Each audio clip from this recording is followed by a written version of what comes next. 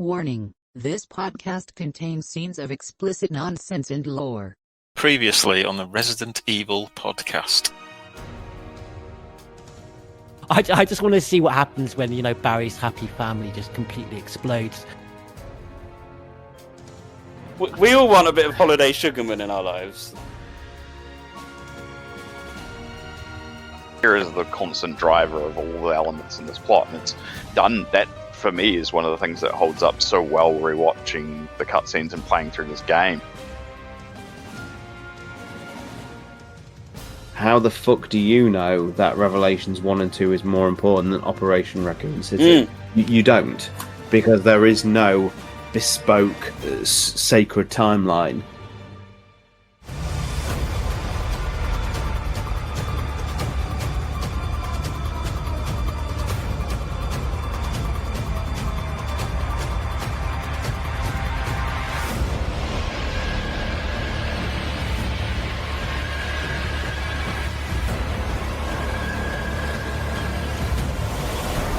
The Resident Evil Podcast.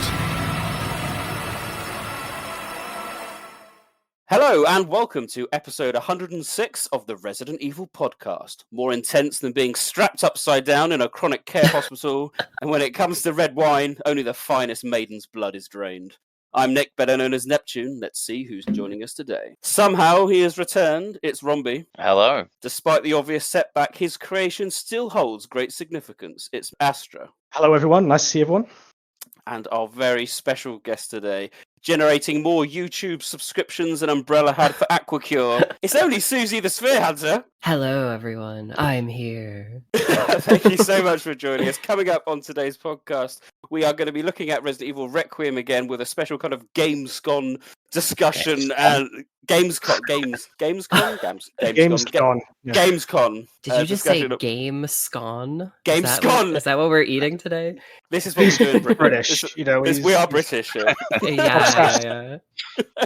Yeah. The fact that we've got Suzi here means we can have a very good discussion on Requiem itself, because I believe you've had a hands-on experience of the game, which is very exciting. I did, and I'm very excited to play the whole game, because it was really cool what I got to play. So we will also be catching up on the news and ending with another edition of Neptune's Biohazard quiz. So let's start with the news.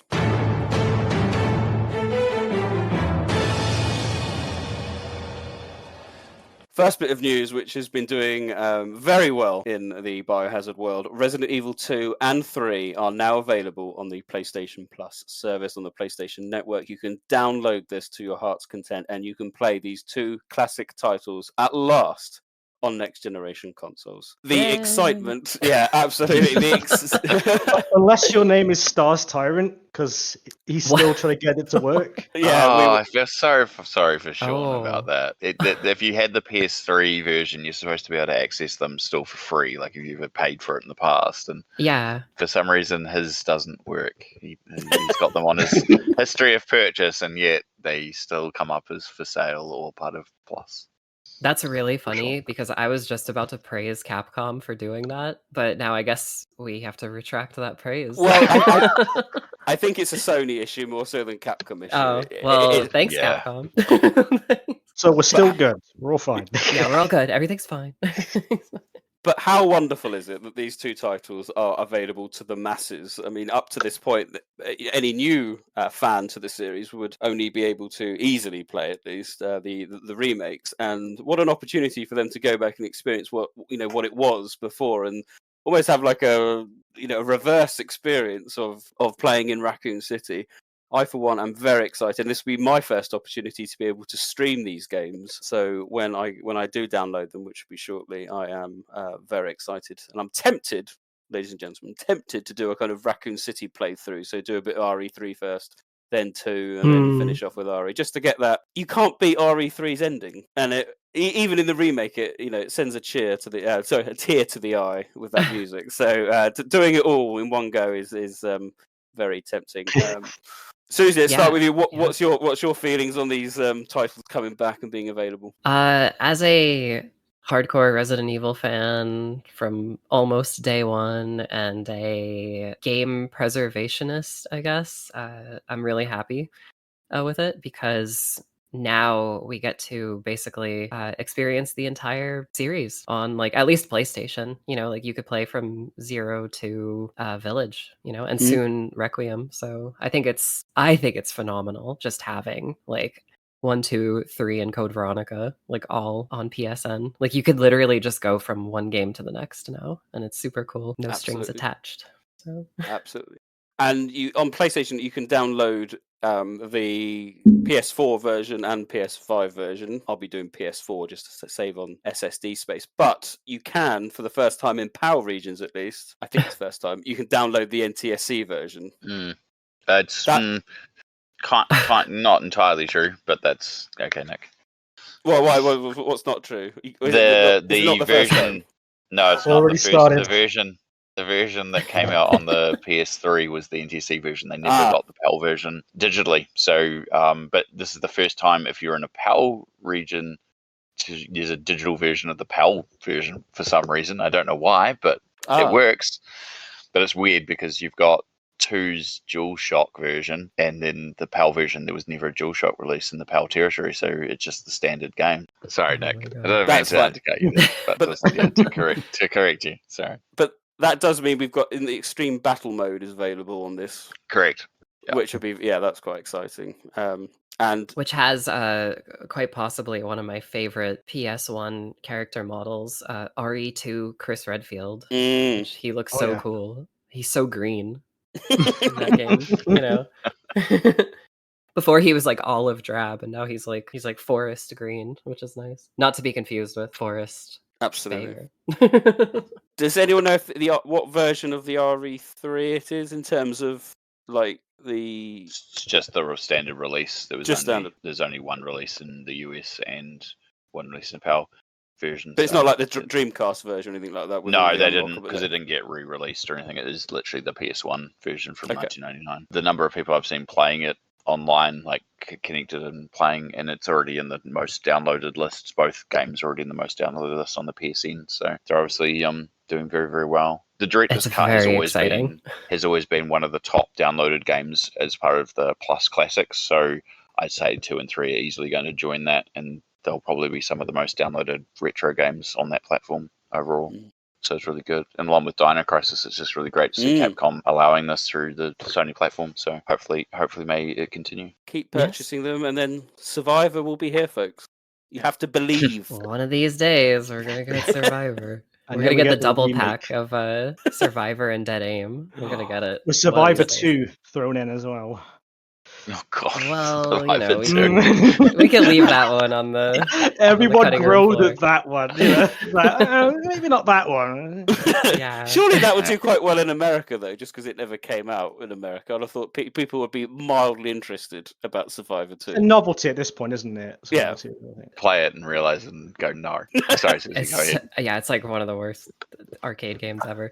I'm gonna tell you guys a little story. There's a retro store near me. And I remember I went to it one day, just like looking for whatever for a video. And I was like looking behind the counter, and I was like, what is going on? Because the counter was like huge, it was like long, and it like led into the back like room, like with the storage. And I was like, is that what I think it is? And like from the darkness, I could see a Survivor 2, like a full like 2-player like arcade cabinet. And I was like, hello, can I go back there and look at that? And they were like, yeah, sure. And like I got to play it a little bit, and I was like, yeah, this sucks. Like this is like not good at all. I do love the whole like nemesis mechanic of it, where he was only there just to be like stop people from spending too much time on the machines. Yeah. So he would just turn up and go, oh man, I've got to keep moving. Capcom has like the most interesting forms of that, where they're like, oh yeah, Nemesis is unkillable, and you can't stay here for too long. And then it's like Outbreak has a virus gauge, and it's like, okay, like what? Like let me play the game, please.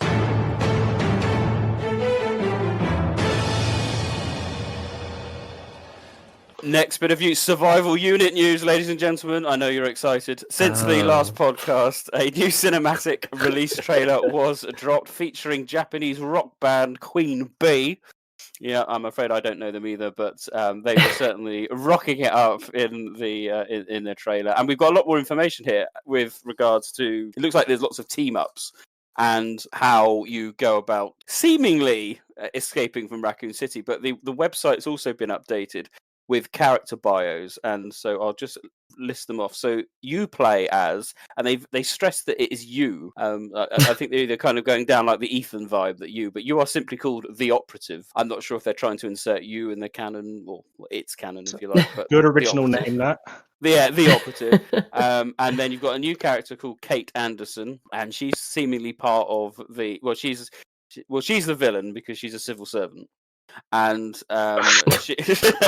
she runs this. She looks like she runs a kind of base and helps coordinate what's going on. But we'll see how it unfolds. And then we've got returning characters. Marvin's back. Murphy Seeker's back. From Outbreak is also back, and Brad. You know, they're bringing out a lot of the Raccoon City gems.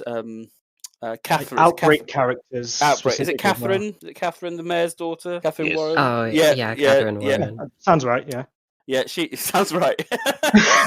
Close enough. Go for the quiz there, John. Yeah, close enough. And on top of the, who you'd expect to see there, Carlos, Jill, Leon, Claire, and it looks like you kind of team up. And I don't know. I mean, it's one of these games where I think you've just got to do like mini missions. It reminds me a little bit of a lot of the old mobile Java games that came out, like Biohazard, the operations and the episodes and the stories, but. That was all very small. You know, kill this zombie, get out the door, you're done. This seems to be a much grander scheme where you've got little smaller tasks, but within a much bigger environment. Great word for it, by the way. We'll see how it goes. Yeah. In terms of, I mean, I do grasp onto these things because, as I said, when it was announced, it's the first kind of mobile game we've had since 2012-ish, maybe later, 2008.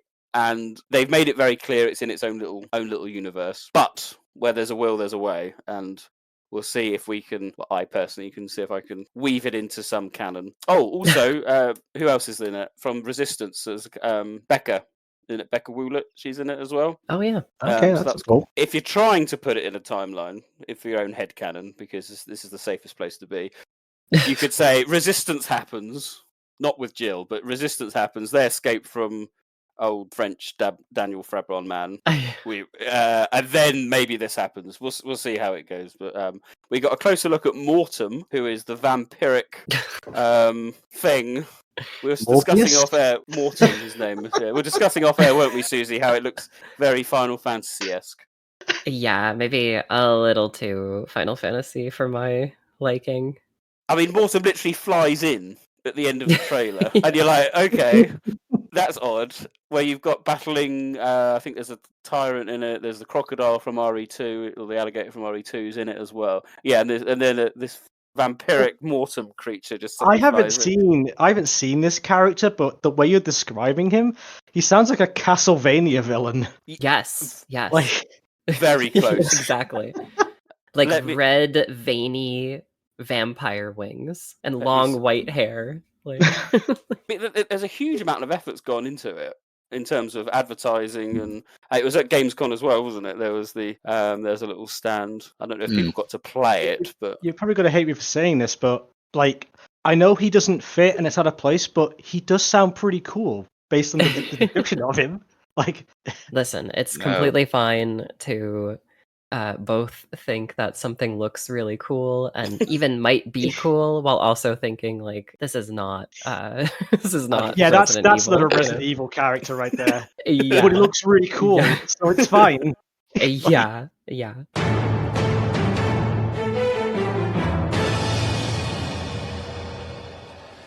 That does finish the news. A quick move over to site news, and importantly, just want to thank three new patrons who have joined us over on our Patreon page. So a big thank you and shout out to Michael Miller, VB, and Hero Syndrome. Thank you so much for your contributions. If anyone's interested, you can head over to our Patreon page to search for the Resident Evil podcast, or on our website, click on the community tab, and you'll see a link for it there. Look, you have got updates for the website. They were all those ones that you've just talked about. Little update. Yes, I've made some holding pages for characters like Mortem and Kate Anderson. Yes, there. If you go to they're in the non-canon corner under the encyclopedia, the non-canon encyclopedia. You can look at some of the artwork that they've put up for it. That's all right. You have a big love for these non-canon characters, I say, no matter how absurd they may be. I respect his diligence to it, his devotion to the cause.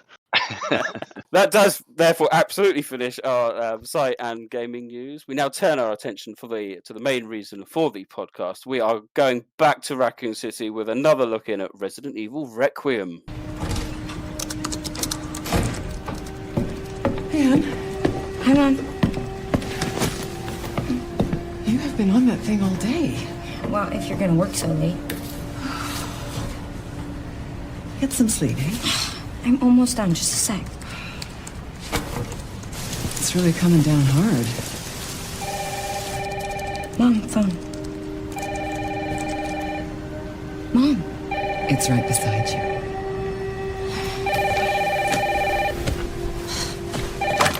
Hello? Miss Ashcroft? Yes.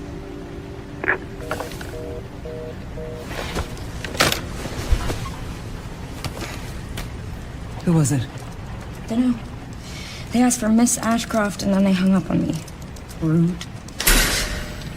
Since the first reveal of Resident Evil Requiem, Capcom have been doing a bit of a charm offensive, I think is a good way of describing it, and they are certainly advertising it a lot more, and it has been at Gamescom last week. It's currently at PAX West, I think, as we speak. As I said in the last podcast, I am secretly hoping it comes to London Comic Con, just because I'm going, and I really want to play the game. And to make things worse, my boss in my actual job randomly messaged me on Sunday saying, "Nick, guess where I am?" And and she sent me a picture in Gamescom of the Requiem stand, and she wasn't even there for Gamescom. She was just there on holiday, and her sons saw it advertised in the hotel they were staying at and said, "Mom, can we go?" And she had no idea and just turned up, and she did. Oh, honestly, it's the envy of that was enormous. But never mind. I'm hoping she brings me back some freebies. We'll see. We've had since the last podcast. We've had the fact that there is a playable demo now publicly available, at least at Gamescom. But Suzi, you were able to play this a little bit earlier than the public, were you not? I did, yeah, and I played the demo, the same demo as everyone at Gamescom has played. I played it twice, and I tried third person and first person. It's very cool in both perspectives. I guess I could say, like in third person, playing as Grace at that point in the game, she feel like narratively she feels a little weaker, than perhaps she might become like later throughout the game. And as a result of that, playing that part of the game, that the demo, she felt, if you could imagine, she felt kind of like controlling Ashley in RE4 Remake. Okay. Where it was kind of like all the movement was really tight and responsive, but there was a little bit of like a delay, like for like running. And it didn't feel like, oh, it's the TV I'm playing on. It felt like intentional to like make her feel scared and all that kind of stuff. And what was really interesting, and I don't think I've seen anybody mention this yet, was there's a lot of animation work that they put in when the big monster is like chasing her, of like, her tripping all over herself and falling down. What I thought was really interesting, because I got to play it twice, is that those animations like don't really affect your movement speed. It's like purely aesthetic, right? So it's like you're still moving at the same speed, but it's there to like, heighten the tension that you're feeling in the moment. And I think that's like genius. It's like brilliant, because it's like it's getting you in that horror frame of mind, but it's not like completely like taking your control away, And it was really interesting because those animations will still play in first person view, but it's like, just in first person, you don't get to see much of it. But yeah, it was really cool, as a big fan of like all of the games, pretty much. I try to be, at least. Having all of that pursuer monster knowledge in mind, like going into this, I was kind of like thinking like, okay, what are we gonna get? Are we gonna get like RE2 remake Mr. X? Is it gonna be like original Nemesis? Is it gonna be like this guy or that guy? And what I found was this monster felt like the most intelligent of them all. I got to play the game twice, or not the game, but the demo twice, and both times the monster appeared at different times and places throughout the demo, so it wasn't like completely scripted. That's encouraging. Like it actually like wasn't scripted at all. Like there were like on my first playthrough, like there was a moment where I'm sure you guys have seen like the demo, like what happens in it, but like you've got to get a fuse from this like medical office room and then put it in a door to escape, and the demo ends. So like I remember on my first playthrough, I got through it like relatively unscathed, but then on my second playthrough, when I got the fuse, the monster was just like in a really tight corridor that I had to go down, and she was just walking back and forth like patrolling. Oh, nice. And I was like, oh shit, I actually have to like get her attention and lead her to a different room. And then like, kind of like maneuver around her to get to where I'm supposed to go. And on top of all that, there were moments where she was like coming, like crashing down through the ceiling, coming up from the floor, like the floorboards, coming through like walls and stuff, coming out like through windows, like it was really intense. And I felt like I was on the edge of my seat the whole time playing it, like both ways. So that's like really good to hear as a replayer of Resident Evil games, because I'm, as you guys know, it's like, oh, Claire's game in RE2 remake sure is fun until I have to run away from Chief Irons in the exact same way again. It's really good to have like that replayability as well with that, in the sense of the monster could react differently. It could appear at different locations, not a fixed set kind of pattern it's doing. So therefore, repeat playthrough is like, okay, what's going to happen now? Where's it going to come from now? Sort of thing. I think that's definitely a good thing. More games should do that. Yeah, and it felt like, I could see the potential in speedruns as well, like where it felt like there wasn't, the dynamic nature of the monster didn't feel like a roadblock. You know what I mean? Like in a way it is a roadblock, but it felt like there was something that I could do to get past it every single time it showed up. Like, oh, I can pull her into this room, go around like this couch or whatever, or this table, and like, speed out of the room, or I could do this, or I could do that. Like it didn't feel like there was one way to do it. Like I'm sure speedrunners will find the optimal way of doing it, but as a first time playthrough, it felt very refreshing for a change. It's like an avoidance puzzle, a puzzle to kind of figure out how to get through the environment in a way. Yeah. Do you have like the because I know you mentioned that the monster was like blocking your pathway. Do you have access to, say, probably a silly question, but like distraction items, like a bottle you could throw or things you could pick up and throw? Okay, yeah, and I actually have a very funny story about that, because my first playthrough I did in third person, and the second the monster showed up, I had picked up like 2 bottles, and I was like, oh, this is Resident Evil. Like I'm gonna throw this bottle at the monster's face and it'll like recoil in pain, and then I'll get past it. And I literally threw the bottle pitch perfect at its face, and it just like, I just saw the bottle explode onto her face, and she kept walking. And I was like, oh fuck. And she like picks up Grace and like chomps on her shoulder, like that kind of thing. And so like it was like a rude awakening, like right out of the gate. I was like, oh, I can't, just do that. I have to use these items strategically, See, I'm glad you mentioned that, because I assume that like this boss does not have like a one-hit kill on you, unless you're like low health, of course. No, because I did get bitten a few times by it, and I did get killed, and the death scene was like horrifying. The monster picks up Grace, bites her head off completely, and then starts playing with Grace's arms like a little doll. Oh, I was like, holy what the like I was like so horrified by that. I was like, that's a little too brutal for Resident Evil. I don't know. that last part almost sounds like Debilitus in Haunting Ground. Just playing with her body like a doll. That's kind of cool. I like that.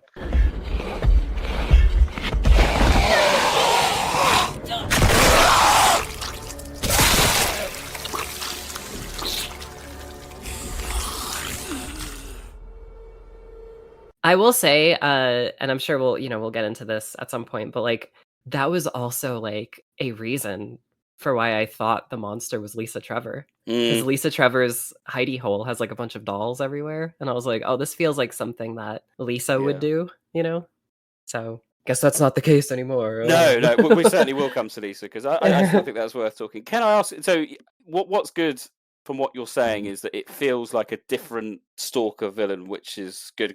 Mr. X is great. I didn't think Lady Dimitrescu was particularly effective as a Stalker villain in Village. I don't know what it was. Yeah. It felt, I don't think it felt a little tacked on, because she's not following you for long in the game. She wasn't a problem. I didn't find ever that it was difficult. This feels a lot more claustrophobic, and I was concerned when we saw some of the early footage that she's just too big.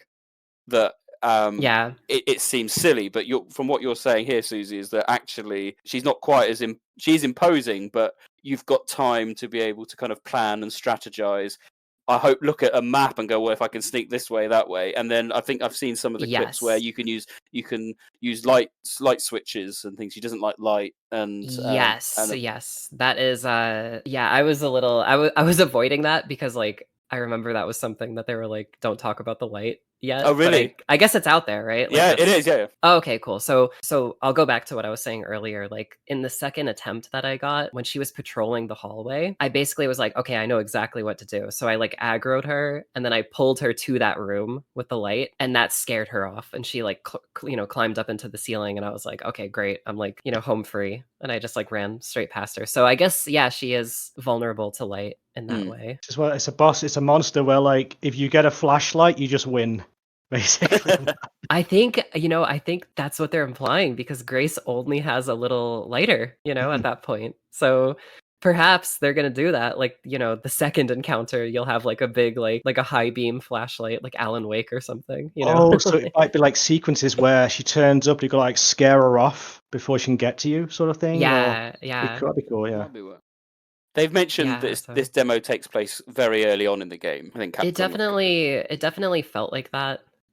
Just because, and I mean, that's a hell of a tutorial level if that's the case. Really? Okay, good. Yeah, like and it felt like that to me because it was giving me all of the prompts and everything like that. It felt very much like a tutorial level, because the puzzle was really simple too. It was like, get this fuse, bring it to this door. In between that, it's like, oh, you need to find the cherub key, open the cherub door, get the screwdriver, unscrew this thing. Like, it felt like very basic Resident Evil puzzle flair. It didn't feel like something mid-game. It reminded me a little bit of House Beneviento. Oh, House Beneviento, yeah. Yeah. With where you've got to get the fuse and do all that. It seemed very intensive. It's something we've spoken about on the podcast before. Like, we had assumed, Rob, I think you were in the same camp, that perhaps Capcom would be tempted to do a direct follow-up to Village with the Chris, let's take down the BSAA headquarters, find out what's going on, that kind of thing. But I'm pleased that they are, at least from what they've shown so far, have taken that step back and focused on the horror again. So you've mentioned, she's very vulnerable, which is what I think made Ethan quite interesting. The problem with playing as Chris going on the BSAA is that, he knows that they've been using bioweapons. He's going to go armed to the teeth. Yeah, is that fun?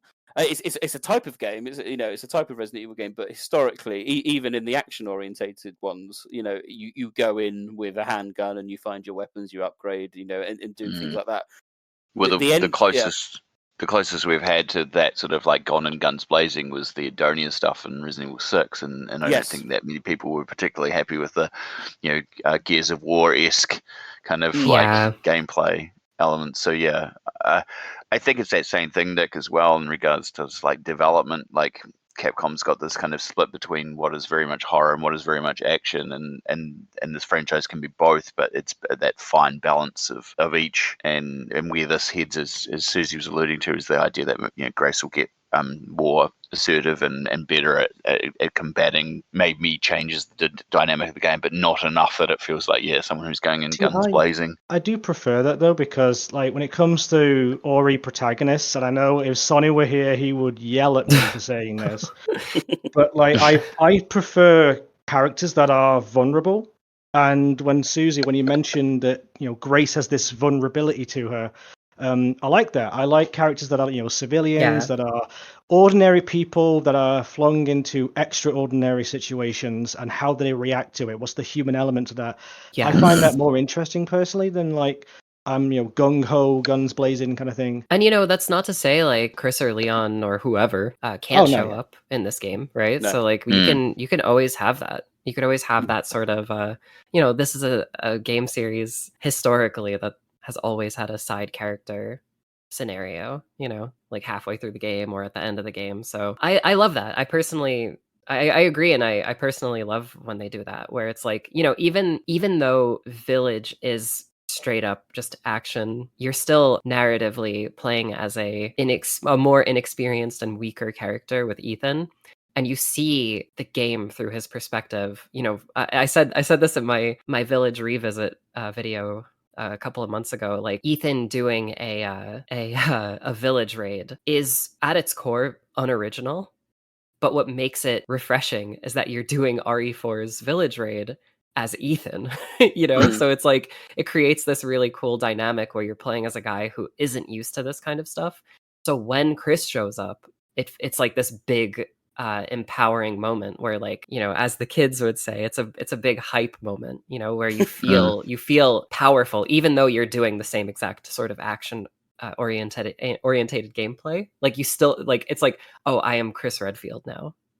And who's to say like they won't nail that feeling even harder this time, where it's like, oh, we're playing as Grace and we're fumbling all over ourselves and dealing with locks and being scared, and then Leon shows up or something, I do or agree whoever, with that. because I think Leon is confirmed not to be in. I don't know.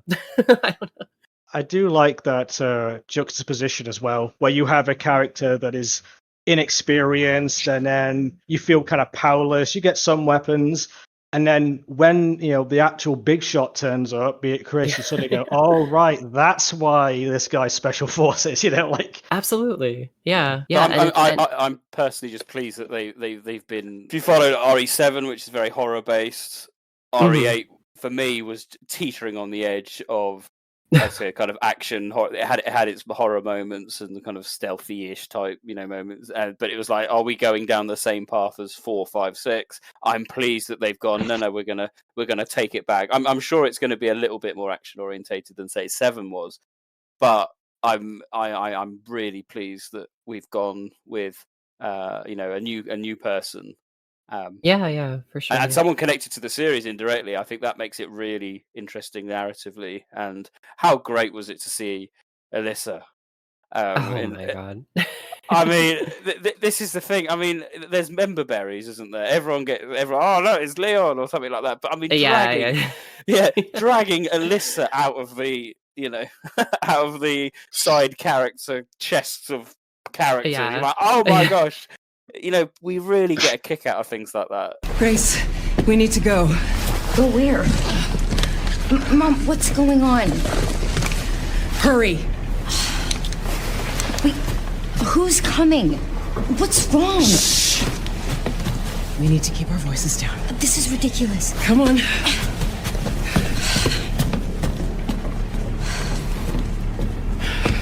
Tell me what's going on. Now is not the time.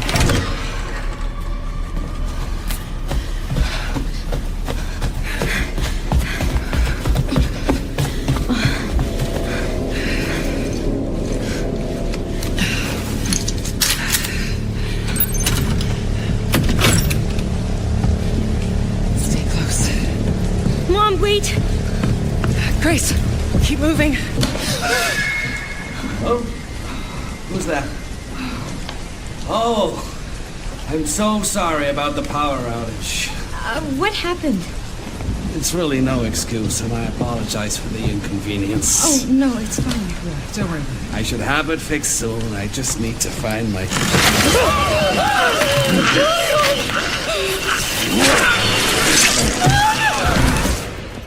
It's one of those things where I'm sure you guys felt the same way, but like, personally, Alyssa is my favorite Outbreak character. I've always played as her. She's my main. But it immediately just conjures up an idea of like, oh, if Alyssa is in this game, there's an extremely strong possibility that we'll get a flashback of, say, Kevin or Yoko or whoever from Outbreak, you know? Like, because why wouldn't they? Why wouldn't they do that, you know? Don't raise our hopes. I think it's possible, you know? What if Kevin is the guy that turns up as the second character that goes in guns blazing? What if it's him? That would be insane. Like, you're expecting a certain RPD officer to show up, but it's Kevin. Man. Yeah, that would be like, oh, we've got an XRPD coming, and I'm like, yes. Open the door. Who are you? Kevin. You have the camera pan around, so you see the back of his head. Yeah. Your PD on him for some reason. And then was like, oh, it's Leon. It's going to be Leon. It's going to be great. And he goes, name is Kevin Ryman. And it was like, what? Yeah.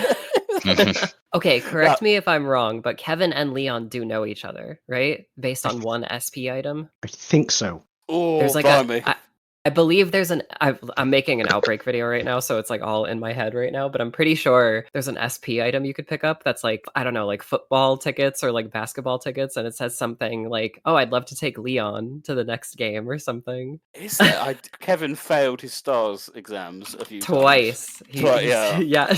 I remember that. Oh, wow. Right? You are correct. Football ticket. Oh, I told you. For Sharks game. Maybe I'll take my bully Leon. Oh my god, see? It's possible. Who knows? Before we go to Lisa, I wanted to talk, because you've already mentioned it, Susie, about the camera option. So Capcom have said that you can change the camera first person, third person. I don't think you can do it on the fly, can you? You have to choose. And it's a pause option. So you can pause the game and do it. You don't have to quit out of the game like Village. So it's like I was doing it just seamlessly, you know, when I was playing the demo, and I saw some people online complaining about that, and I don't think it's as bad as people would think it is, you know, because if you were to do that, you'd have to potentially remove a function from a button, because like you know, people were saying like, oh, this should be like a button press kind of thing, and I think Resident Evil games are a little too complex at this point to you know, just have you do that. But I think it's totally fine to just pause the game, go to options, and switch the camera. You know, it's not like not like a painful process. They had this thing about the game. Was it the developers of? I'm not sure if it's a separate version, but it will change based on circumstances as well. That they were talking about. I don't know if that was interesting.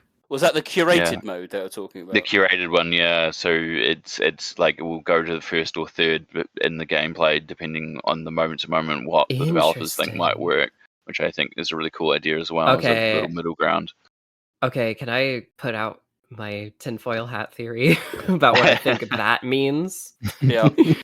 I think curated mode means first person Grace and third person whoever the legacy character is going to be. Like, that's what I think. Oh my god.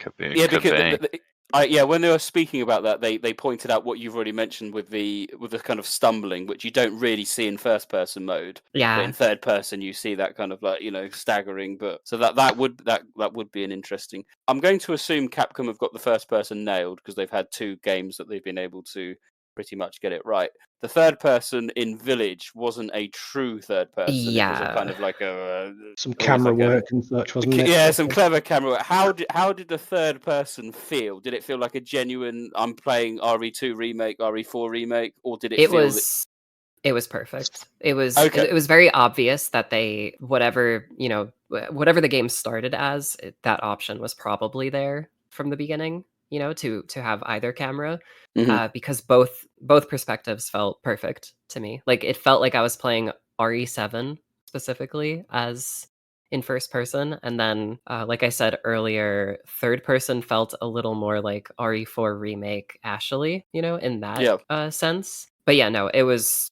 incredible, and the animation work was just top of the line, you know, like even better than everything that we've seen from the recent RE Engine games. And I think Capcom specifically is trying their best to innovate on that, because I also did get to play like Pragmata and Onimusha right? And it sort of had that, like, both of those games were also like mind-blowing to look at, like just the way the characters animated. So I think they are definitely trying their best to avoid another Village Gold Edition situation where it just kind of feels like you're playing first person and third person. So does this use that new? Because I only mentioned it, the like Ori X engine, like that modified version of the Ori engine, or is that something still working on? I believe so. I would imagine so, just because this is the first batch of next gen only games. It's not like has to come out on PS4, as well. So if it's anything like their previous engines, it's a constant case of iteration. Even though they've got the idea of the thing, they're supposed to be scalable, and while I know they're supposed to have this extended version of the game engine, it's probably a case where it's literally just constantly being tinkered, modified, and improved upon where needed. So it was the same for NT Framework, and so I can't imagine it being different for this. Yeah, that makes sense. I wouldn't be surprised if like a year or two after the game comes out, they make like a PS4 version, because I feel like there were some other games that did that, right? Like I think the recent Jedi Survivor game did that. Yeah, so I was literally going to ask you that question, because obviously, like, Remake 4 got a PS4 version. I've got Jedi Survivor. I was amazed that they could even put that on PS4, because Survivor's a huge game, and it's testament they're able to do it. Did Requiem, did it feel graphically superior to Village and RE4 Remake? Did it feel that this is definitely next gen? Yes, it definitely felt like no corners were cut, whereas like you could play RE4R and feel like, oh, okay, maybe this the texture work isn't as good as it could be, like that kind of thing. Requiem feels like a current gen, like PS5 game, like in every aspect, like sound design, graphical quality, and input related. So that's encouraging. That's really good. Yeah. Not that I've been not impressed by Remake 4. Far from it. I think it's a astonishingly good-looking game, but it's absolutely. Yeah.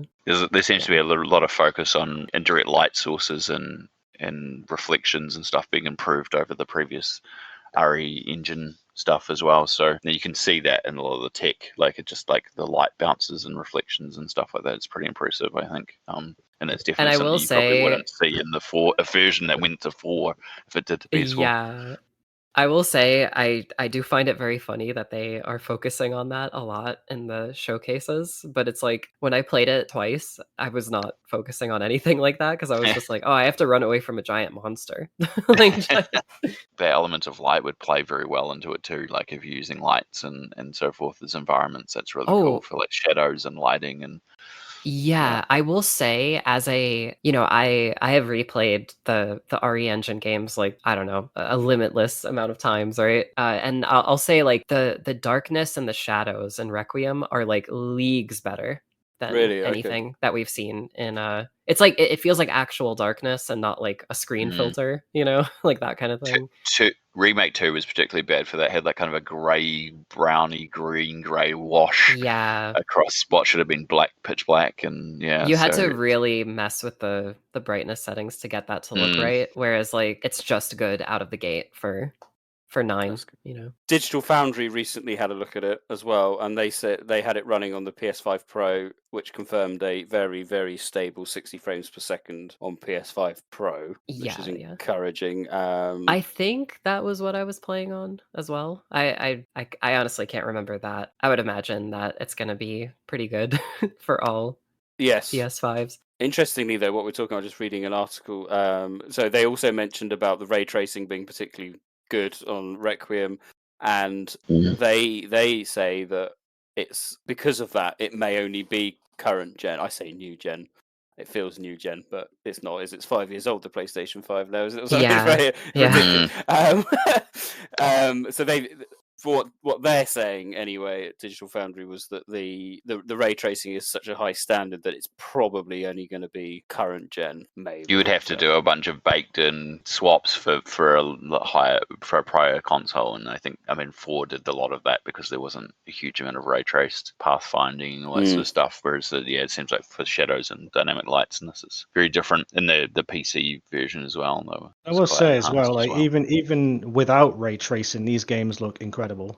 it's never like a Yeah. requirement with it. I was gonna say that the ray tracing in particular looks atrocious in RE4 remake. When you get to the Del Lago boss fight, it's like, oh my god, like they did not. I just feel like they did not have time to like implement that correctly, and it's See, just I felt the same in Ori 3 remake. The ray tracing in that was just not well implemented from my experience. I feel like it's like barely noticeable in that game. I think the best implementation of it so far has just been like the wonky reflections in RE2 remake. Like when you turn ray tracing on, it like removes that completely, and it's like, oh, that looks way better. You mentioned sound, so let's talk about the big talking point with God. sound. You know where I'm going, yes.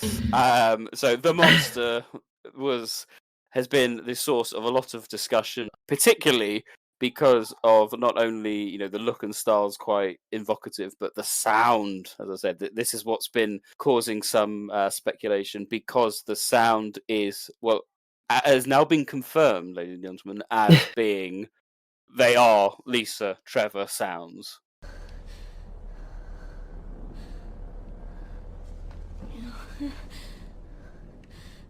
Infected.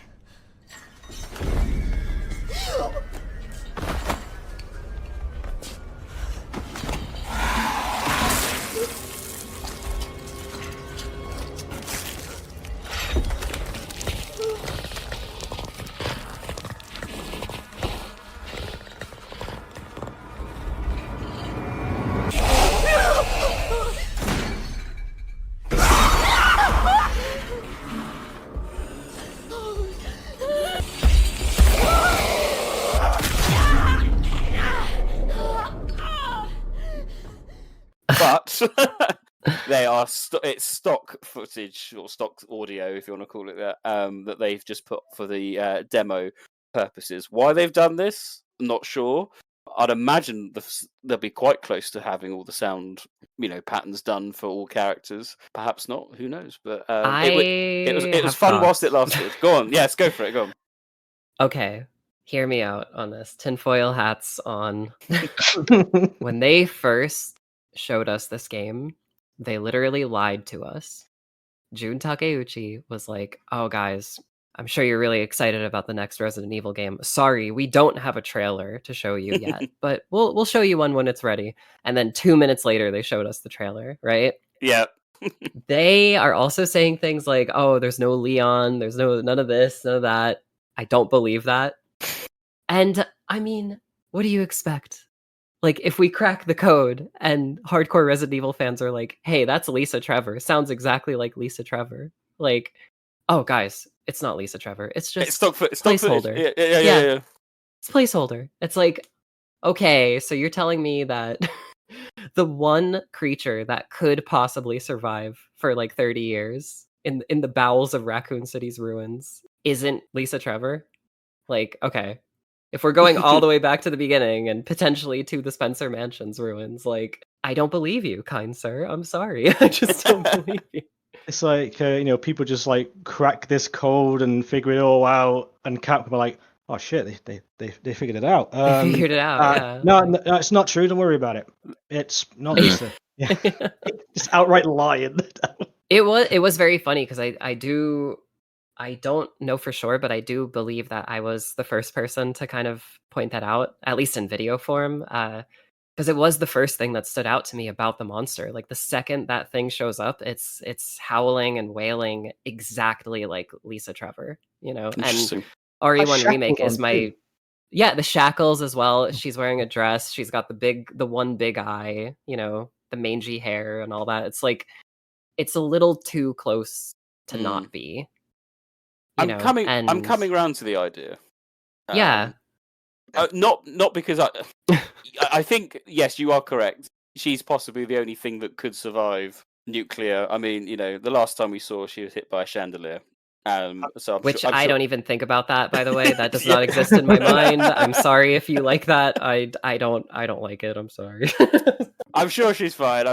But Listen, Resident Evil 3 was not a series of connected outbreak levels, okay? Like, I am not believing that a chandelier killed Lisa Trevor. Well, the mansion exploded. Yeah, absolutely. I mean, big chandelier, though, wasn't it? Yeah, it was. Going back, it's pretty big. Going back to Raccoon City itself is quite a leap, I think. Considering what we know, what happened anyway. So I think once you've kind of gotten over that psychological, whoa, that's a cool, and you've seen, still buildings still standing up, and yet you've cut. I know it's not a nuclear bomb. I think I'm sure people will be angry with me whatever it was. Thermobaric. Yeah, we saw it decimate the city, and yet we've still got half the RPD gates and whatnot. So when people say, "Oh, Lisa Trevor," I was like, "No, that's ridiculous. Why would it be that?" But I think I've got to try and get into this mindset. Anything is possible in this, because they've done something which I never thought they would do in kind of going back to Raccoon City. So the only thing that's kind of holding me up on it being Lisa is more of a question as to why. Now, Lisa as a character is more connected to Jill, Chris. Yeah. And I don't get the impression Chris is going to be in it. Unless we're doing an Avengers style, the whole RC crew is back, and we're all going to take down Umbrella. And again, we've got mentions of Umbrella being the original Umbrella being involved, which is really odd. Because we've already got Blue Umbrella, who, whilst to most fans seem as a kind of goodie, they're not. They're still the baddies if you've played Umbrella Corps. Yeah. But then most. And why should anyone be forced to play Umbrella Corps to get the truth? Yeah, because that's punishment as it is. So it's a mental challenge for me to try and come round to this way of thinking. So I do think it is possible it's Lisa, and I'm hoping for, and for exactly the same reason as to why we're back in Raccoon City. I hope from a narrative and story point of view, there is a very good reason as to why we're back in Raccoon City. That's my main hope.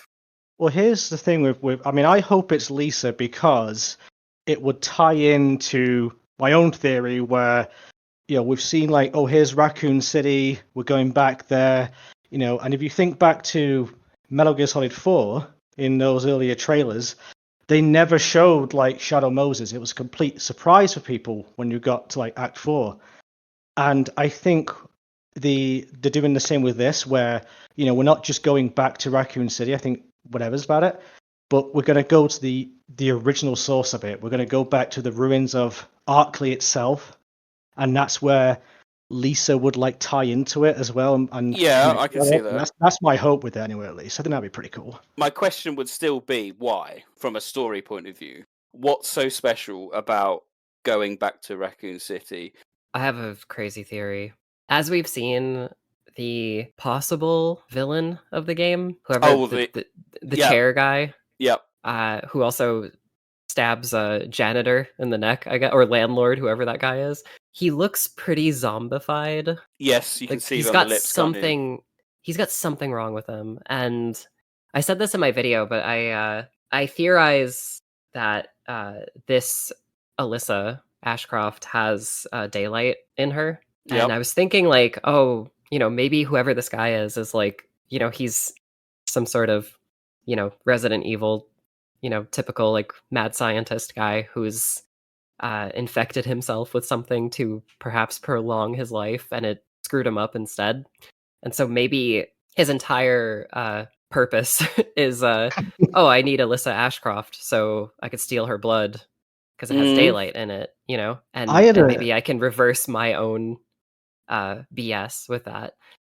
And maybe with that, he can be he thinks I heard about this Lisa Trevor character who's seemingly immortal. Maybe I'll pluck her out of the ruins of the Spencer Mansion and pump her up with whatever and heal her in a way. I know this all sounds fucking insane, but it sounds better than my theory. I had an idea, and then when I heard yours, I was like, "That's pretty good. Actually, it's better than mine." That's why I'm kind of I don't believe what Capcom says. I'm like, okay, whatever, guys, whatever you want. Because I had this dumb idea, and people are gonna hate me for saying this, but what if they? And I'm sorry, Nick, for mentioning this terrible movie, that they're pulling a Rise of Skywalker, and that it's an ailing Oh. Spencer clone, and he needs the blood to like sustain himself. And that the Spencer we saw in like Ori 5 was like a strand cast or something, like they're a clone or whatever. I mean, everything's on the table. I think everything is on the table. I think, as I said, I go back to the story point, and keen to hear what Rob thinks as well, if he's got any other crazy ideas. I think they need a good reason, and if they're gonna, and again though, someone like Spencer is inherently linked more so with Chris and Jill than perhaps Leon. I think Batman suggested on the last podcast that perhaps there's remnants of Birkin still alive, which would tie in because we see him. The G5 becomes G6 before the train explodes. It gets bigger and bigger, that kind of thing. So he does. Yeah, if there's remnants of a Birkin or the G virus still left, that might tie in better, perhaps with Leon if he's the legacy character. What could be cool about that is that. Sorry, like interrupt. What could be cool about that is that somehow like parts of Birkin survived, and then when the bomb hit, this experimental warhead hit. It kind of juiced him up like Godzilla. And then he just expanded and grew to like enormous proportions underneath the city, like a certain character in Horizon Forbidden West, if you ever played that. And, he's just sort of grown under there. And then he's the final boss, I think that's possible. Rob? I probably would have used Morpheus as the example of growing to an insane size. But island size. Yeah. Yeah, he's the size of a city, Birkin is now. Oh my god. He is the city. We have to do the city again. we got to finish the job. That would be insane. But anyway. I always thought it was interesting when we went from this thing, if we go back to the Outbreak games and the post credits where it's literally like a hollowed out whole of a city is gone, to now there is the remains of the city. So I think there's definitely always truth in all the things that you guys have been saying so far. That there's always this opportunity now that you've changed it to like the look of the city as it stands now. There's obviously an intent or a reason behind it. Yep. I definitely feel like another connection to the events of Raccoon City in regards to like the motivation of the bad guys and finding a through line is probably very much where the story's going to go. I don't know if it's going to be exactly the ones you're theorizing, but I think as an idea, it's a very solid one. And especially don't we see, I believe we get to see like an all new sort of research facility in the ruins of Raccoon City at the end of Outbreak 1. Yes, that's right. Yeah. Someone set up an observation deck platform over there, and they're all looking over it. Yeah.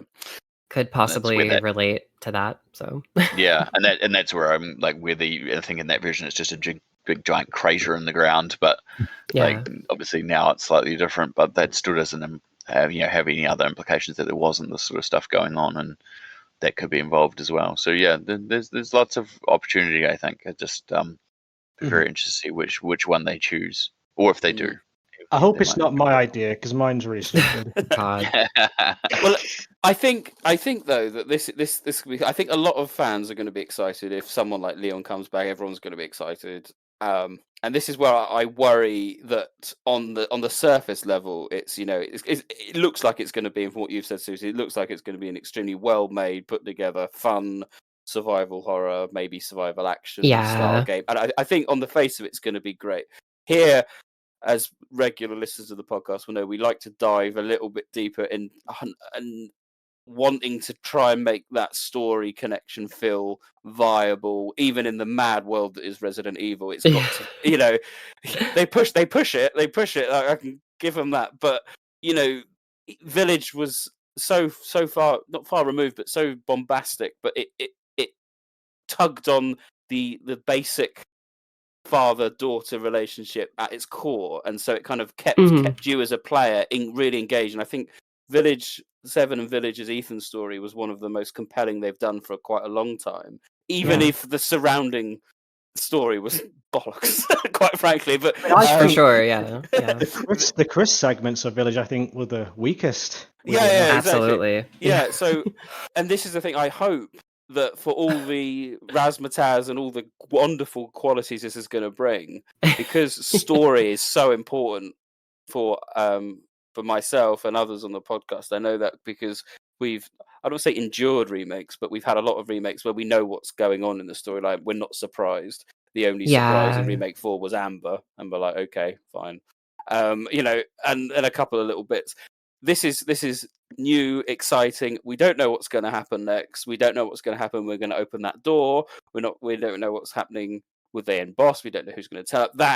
That is exciting for that first playthrough. So I'm just hoping that for all the excitement of returning to Raccoon City, that there is a plausible, and I quote unquote plausible story as to why we've returned. And it's not just member berries, because because it's the remake RE2 RPD. I don't think anyone's going to get nostalgic over. Oh wow, look at that! It's like it's only been 8 years. It's like, you know, I don't think they can dwell on that, and they shouldn't dwell on it. But they could go all out, and we get, you know, Jill comes in, Chris comes in, and that's all fine if there's a good payoff and a good reason why. That's my long-term concern, if you like. If the story is compelling enough, then people will overlook any kind of member berries and nostalgia and things like that. Yeah, I think so. And if I could just say, I think I completely understand where you're coming from with like the member berries like idea, but what really blows my mind and like has me like thinking extra hard about this is like there's member berries, and then there's bringing back Alyssa Ashcroft. Agreed. Which is like a very specific kind of member berry, like for us, you know? And so it's like, okay, if you're bringing her back, like the possibility of us getting like a phenomenal story is pretty high. But there's also the flip side of that where it's like, this could just be like, oh, we brought her back. There's no connection to Outbreak at all. It's just a new character that is technically an old character, like a legacy character, and we're just using that as like a nostalgia token with the older fans, you know, and that really worries me, you know. That goes back to that thing about 7 where her name appeared in the file, and then the HCF reference as well. Like they were more just like token references to the history of the franchise than they were intended to be anything. Obviously, people will now read into her appearance a lot more because of those newspaper clipping stuff. But yeah, it definitely was just there for dressing and not really for depth at the time. But well, that's the concern. You're spot on, Rob, with HCF, because you know, I was very excited about seeing HCF. Oh my god, where'd that one come from? That was a big call, that one. Brandon Bailey as well, just coming out of nowhere just to wreck on your Baker report, and you're like, whoa, where was it? You know, but and it doesn't look like that they're following up with that, which is bold, very bold, and we'll see. You know, we'll see if there's going to be any loose tie up to the connections. I hope so. I hope we do get some conclusion to the connections. We could all be wrong, though, right? It could, like, you know, with Alyssa Ashford being in it, the whole game could just be a promotion for like Outbreak remasters are on the way. That's fine. I mean, that would be like the ultimate outcome, right? It'd be like, oh, perfect, like great. Yeah, if I can have it without the virus scourge being, if I can turn that off, I'll be happy. That's what I've been saying this for basically since Outbreak came out, like back in the day, is like, please give me a proper single player Outbreak. Please make the game pause when I pick up a file. I want to actually read it. I want to absorb the words on the pages. I don't want to have to think about a virus gauge or a zombie hitting me out of reading a file, you know, like, please. I'm sure this is something you've mentioned, Susie, and if you haven't, this is something different to add to your video, is you're working on is the PAL territory version without the online play. Oh yeah. It's just impossible. Like, terrible. I have a bit in my video where I'm like oh yeah, you know, in file 2, like, some of the characters canonically don't like each other as much. So like playing that back in the day offline, it just felt like it was really hard for no reason. Like for no reason. Like, why would you do this? Give me the herb, Jim. Like, what are you doing? Stop being a jerk. Just give it to me now. Yeah. Okay, so the final point I wanted to talk about before we wrap up was an interview with the developers on Eurogamer, where they speak about the 30th anniversary of Resident Evil and the fact that this game is coming out the 30th anniversary, but that seemingly has been done almost by accident. Now, unless we say this is another lie from Capcom.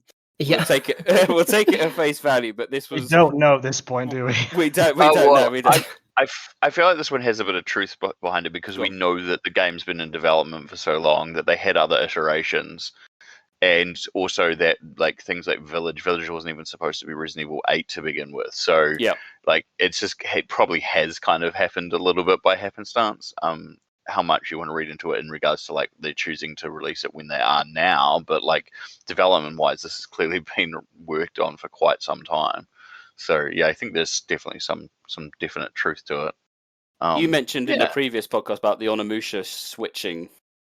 Yeah, I feel like they had that planned out release. And time release, and then they kind of ended up like switching things around because of the 30th anniversary. And I was quite surprised that it got all of a sudden moved up to even.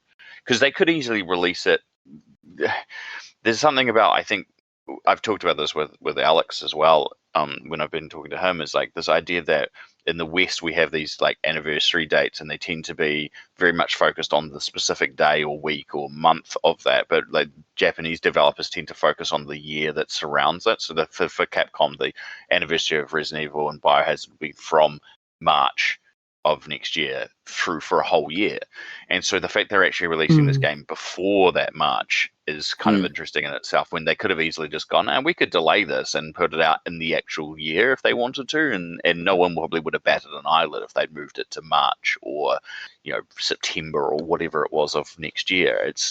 I think it's just because the game is ready when it's ready, and they're like, we can put this out in advance, and so I think it is just again another reason why I think it lines up just perfectly in that regard, but wasn't really intended. Otherwise they would just have put it out whenever. And I think the Onimusha thing is definitely part of that they've kind of shuffled things around because they're going to have so many tentpole games out without potentially cannibalizing sales, because obviously there's a crowd of crossover between the Onimusha titles and Resident Evil, especially from its origins. And everyone seems to be very mindful of GTA 6. It's like we're not going anywhere near it. That is the other part of it, avoiding May, unless for some reason you're the people publishing Mortal Kombat 2, the movie, who decided that was a great time to move their movie to. Coming out in the same week as a Star Wars, or the next week before, or something like that. It's like, why are you doing that? Suzi, I'm intrigued.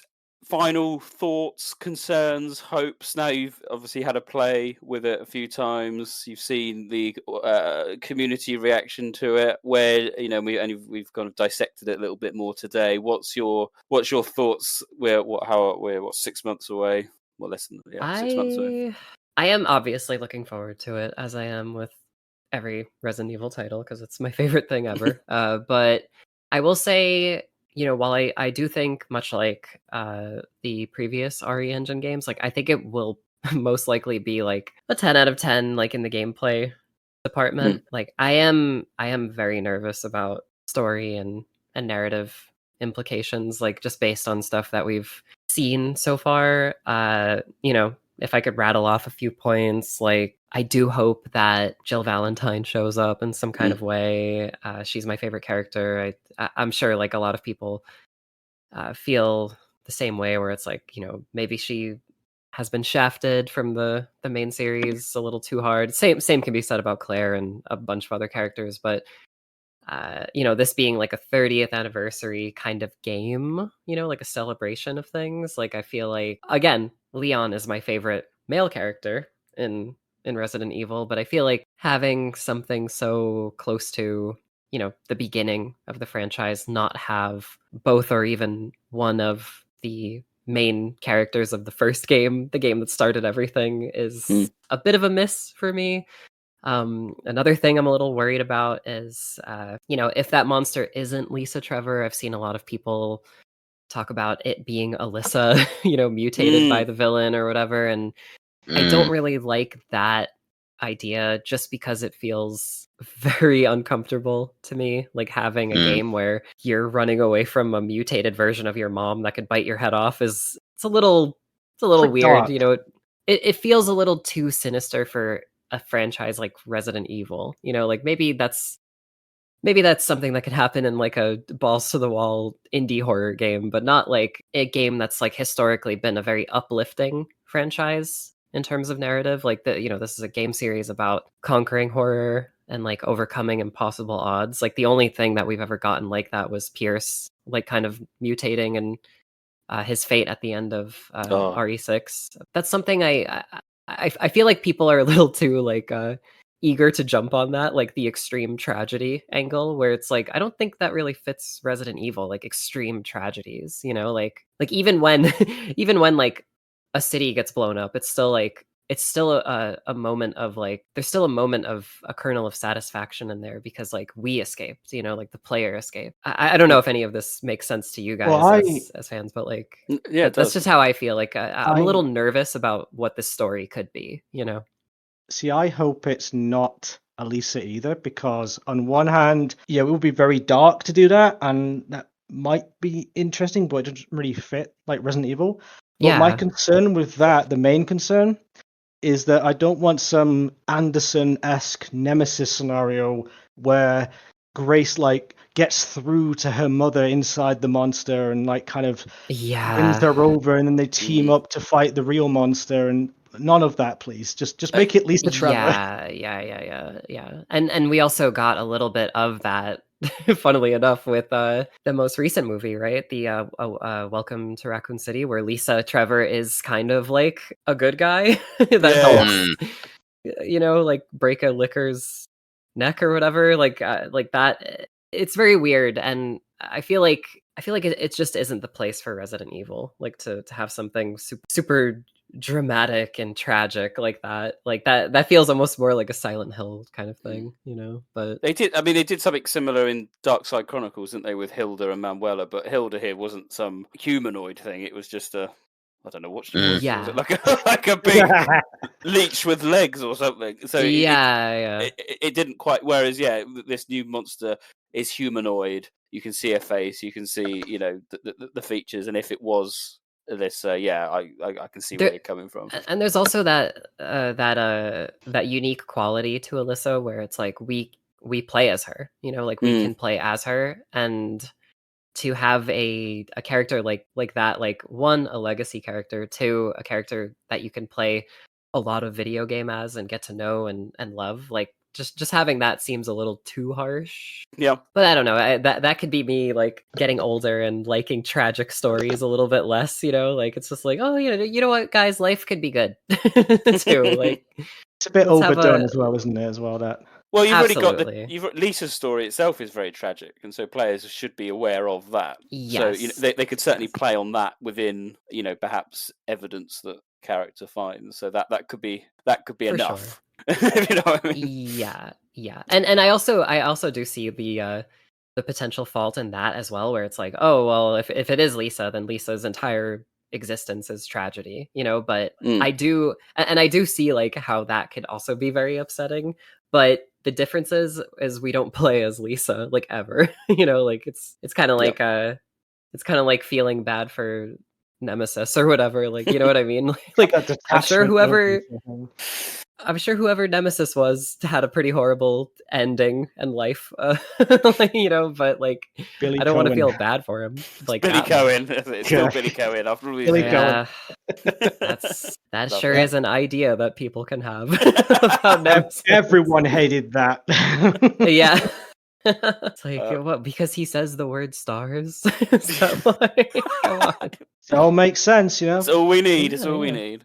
Yeah, of course. Yeah, but so that's kind of my my 2 cents on it. Like I'm sure I'll love it as a video game, and it'll probably have its hype moments and exciting thrills. But I am a little worried about what could possibly happen. If handled poorly. Absolutely. Well, I think that really does wrap up our little discussion mid-year update on Resident Evil Requiem. It's amazing, isn't it? You know, we've had one demo and a kind of an updated trailer, if you want to call it that, and this is how Resident Evil in the forum days used to be. You know, one new trailer and the theories went wild, and it's great to see the community kind of come alive, even if all of them prove to be completely wrong. That's fine. That's great. That's how it used to be. I mean, if you were there pre RE4 days, you went off the scales. Which direction is it going to go? And it's great. It's good to see Facebook groups, Twitter, and Blue Sky, everyone kind of chipping in with, oh, I think it's this. It could be this. That's great. It's really healthy to see it. Yeah, because I remember it's not like the Ori 5 trailer where it kind of gave away like too much stuff, and it's good. Less is more sometimes. Yeah, and I'm glad they haven't showed a lot of stuff. Yeah, they're keeping their cards close to their chest, which I think is sensible. keep us teased. So there we go. That does finish, therefore, our discussion on Resident Evil Requiem for now. We look to conclude the podcast with, of course, this edition of Neptune's Biohazard Quiz. The ultimate test of Resident Evil knowledge returns. 100 podcasts later. Jesus Christ. What kind of fucking question is that? I'm getting a big fat 0 this week. Yeah, I'm not going to get any of these.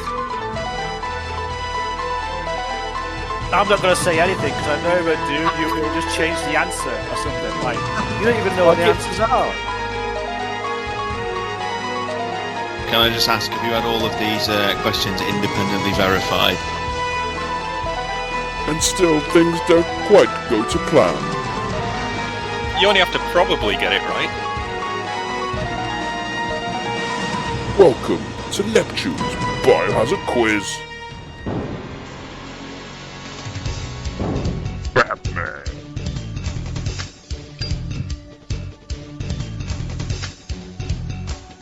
Star Tyrants. George Trevor. Robbie McGregor. Mr. Spencer.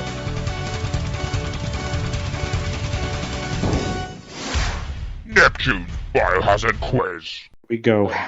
Welcome one and all.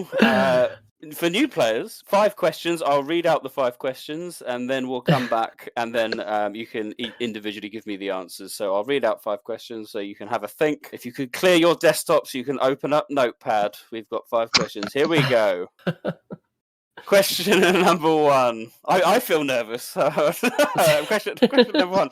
What is the name of the bookshop near the RPD in Resident Evil 3? Okay, you've OG RE3. OG, yes. Sorry, thank you, John. Yeah, correct. Yeah, OG RE3. Yeah, there's a couple of camera angles so you can see the name of the shop. So what is it? Question number 2. In Resident Evil Survivor, in the movie theater, the film Arc Plays shows the T-virus floating about. But do you know what the beta version of that movie showed?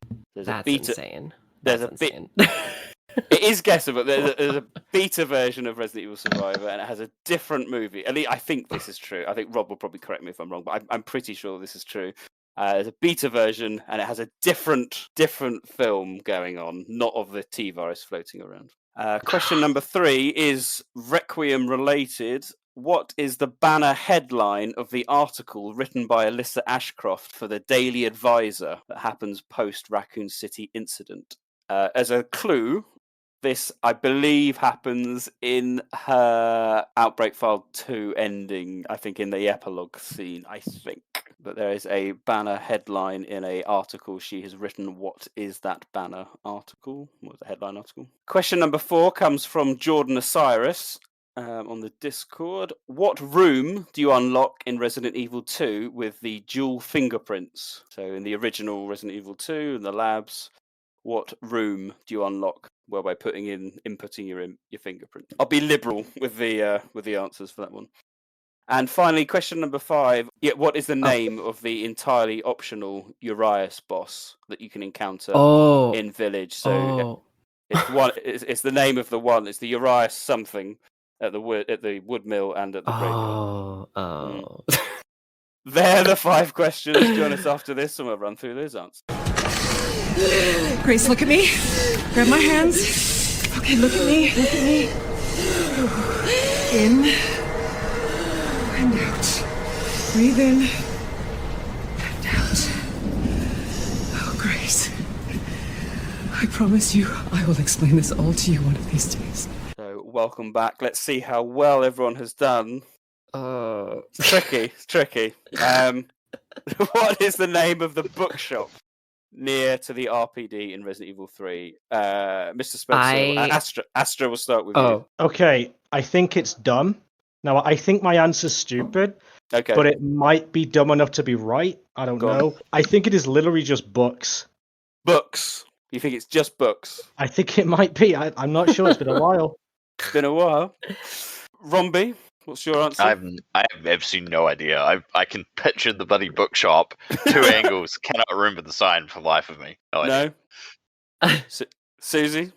I think I know it. I think it's LE Books. Points to Susie. Bang on, it is LE Books. I have played that game way too many times. But I was close though, right? I had books. Yeah.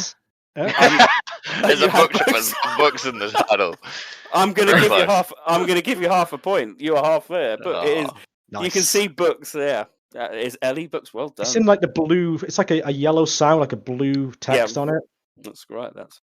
So in question number 2, in RE Survivor, in the movie theatre, the film that Ark plays shows the T-virus floating around, but do you know what the beta version of Survivor showed instead? Rombie. I can't remember this at all. I know that is correct. There was a different image on there. I can't remember what. Any guesses? Umbrella logo. I don't know. Go for an umbrella logo. Okay. Susie, did you know? I'll be honest, this one, I have no idea. I have no clue at all. Okay. Any guesses? Is it just like, because in the final version it's T-virus? Is that what it is? I think, the T-virus floating around, yeah. Is it just the umbrella logo? Okay, going for umbrella logo as well. That's fun. Astra? Well, I was going to say Torrents for some reason, but 2 people have said umbrella logo. I'm going to be lazy and just copy everyone's homework. So I will also say umbrella logo. Incorrect. I believe it is Hunk's mission. I think they show a little bit of Hunk's takedown of William Birkin. Birkin. Oh, wow. Wow, interesting. I guess that would make sense, right? Because it's like, yeah. Because you're getting all the Birkins getting the blame at this point. Yeah, and everybody's just like, yeah, look at him, don't look at us. Exactly, yeah. Okay, no points there. Question number 3 is, what is the banner headline of the article written by Alyssa Ashcroft post Raccoon City for the Daily Advisor? I hope I get this one right. Go on then. I'm literally just I've looked at it so many times. Is it what is BOW? What is BOW? Okay. Mr. Spencer? I have no idea on this. I just kind of put outbreak exposed, and I'm not sure. It's worth a shot. Yeah, 100%. Rombie? I have no idea. Again, like Rombie. You know I'm not a massive fan of Outbreak, so this isn't helping me at all. So yeah, no idea. I'm sure Susie's right. It sounds like something that'd be a headline, so I have no idea. I can reveal that Susie is spot on. It is. Oh yes. I'm paying attention. This is great. What is BOW or what is ABW? What is BOW? No, I remember that because it feels a little like Englishy, like from back then. It's like, okay, yeah. Absolutely. Well done. Question number 4 was, what room do you unlock in Resident Evil 2 with the dual fingerprints? Rombie, we'll start with you this time.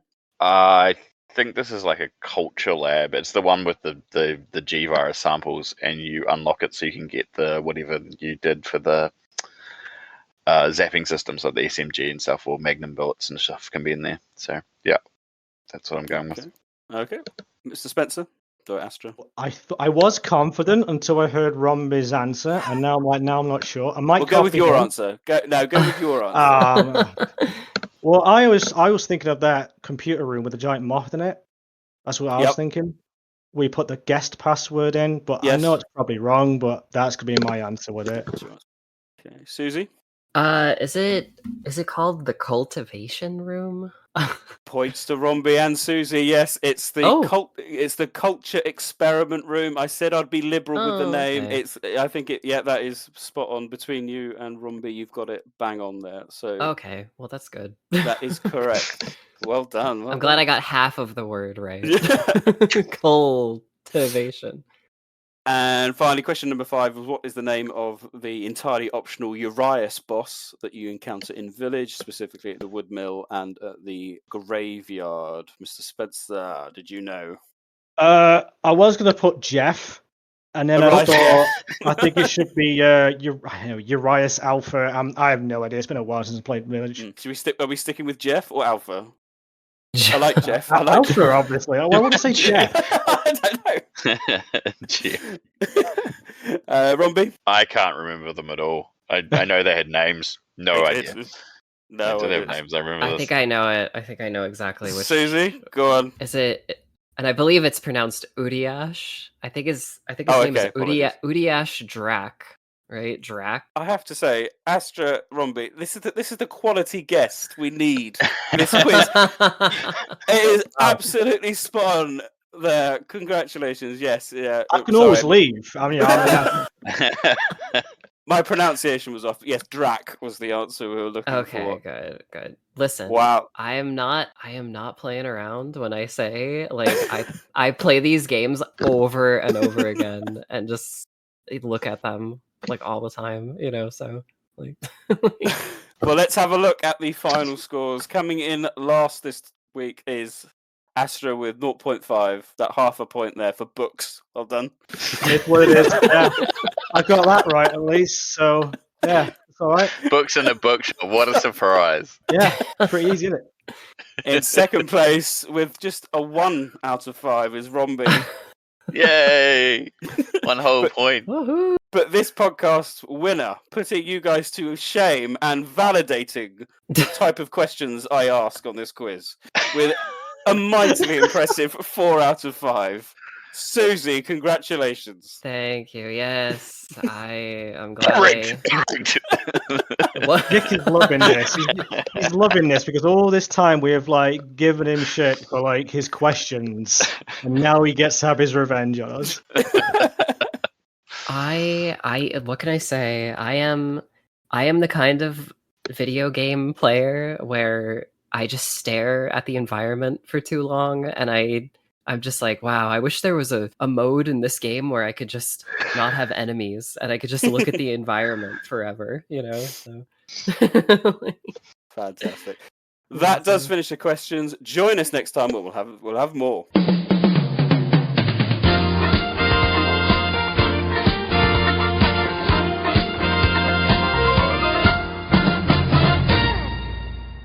So we are rapidly coming to the end of our Requiem catch-up podcast. We hope everyone has enjoyed it. I will say now, Susie, it's been an absolute honour for you joining us today. I hope everyone has enjoyed her fascinating insights into the demo, which I think we can all hope and pray Capcom will release at some point to the general public. I think they will. History suggests that they will, so we can all get to play it. I have a theory about that too, and I'll just throw it out there. Yeah, go for it. Thing. I feel like we'll probably get the Gamescom demo and probably a little bit extra closer to release, maybe a month or 2 out, because historically they seem to do that, so hopefully absolutely. Yeah, maybe around Halloween time or something.